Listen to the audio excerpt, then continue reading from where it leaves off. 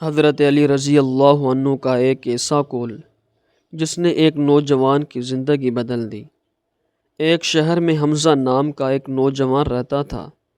وہ بہت ذہین تھا مگر اس سے ایک بری عادت تھی۔ وہ ہر وقت دوسروں کی غلطیاں تلاش کرتا رہتا تھا۔ اگر کسی سے چھوٹی سی غلطی بھی ہو جاتی تو وہ فوراً اس کا مذاق اڑاتا اور لوگوں کے سامنے اسے شرمندہ کرتا۔ وقت گزرتا گیا اور آہستہ آہستہ لوگ اس سے دور ہونے لگے۔ اس کے دوست کم ہوتے گئے اور وہ تنہا رہنے لگا۔ اسے سمجھ نہیں آ رہی تھی کہ آخر سب لوگ اس سے ناراض کیوں ہیں۔ ایک دن وہ مسجد گیا۔ وہاں ایک بزرگ درس دے رہے تھے۔ دوران درس انہوں نے حضرت علی رضی اللہ عنہ کا ایک مشہور قول سنایا: سب سے بڑا عیب یہ ہے کہ انسان دوسروں کے عیب تلاش کرے اور اپنے عیب بھول جائے۔ یہ الفاظ حمزہ کے دل میں اتر گئے۔ وہ گھر واپس آیا اور رات بھر سوچتا رہا۔ اسے احساس ہوا کہ وہ ہمیشہ دوسروں کی غلطیوں پر نظر رکھتا تھا مگر کبھی اپنی کمزوریوں کو نہیں دیکھتا تھا۔ اگلے دن اس نے فیصلہ کیا کہ وہ خود کو بدلے گا۔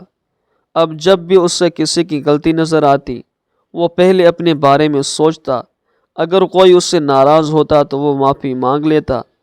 اگر کسی کو مدد کی ضرورت ہوتی تو وہ آگے بڑھ کر اس کی مدد کرتا۔ چند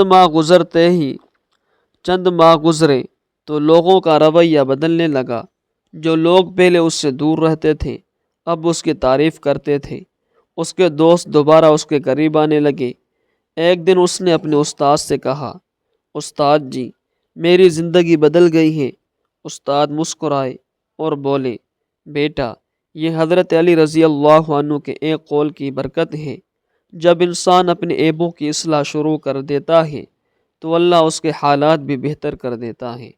حمزہ کی آنکھوں میں آنسو آ گئے۔ اسے احساس ہو گیا تھا کہ اصل کامیابی دوسروں کو نیچے دکھانے میں نہیں بلکہ خود کو بہتر بنانے میں ہے۔ تو دوستو، حضرت علی رضی اللہ عنہ کا یہ قول ہمیں سکھاتا ہے کہ دوسروں کی خامیوں پر نظر رکھنے کے بجائے اپنی اصلاح کی فکر کرنی چاہیے۔ جو شخص اپنے نفس کا محاسبہ کرتا ہے وہی دنیا اور آخرت میں کامیاب ہوتا ہے۔ تو دوستو، سب سے بڑا عیب یہ ہے کہ انسان دوسروں کے عیب تلاش کرے اور اپنے عیب بھول جائے۔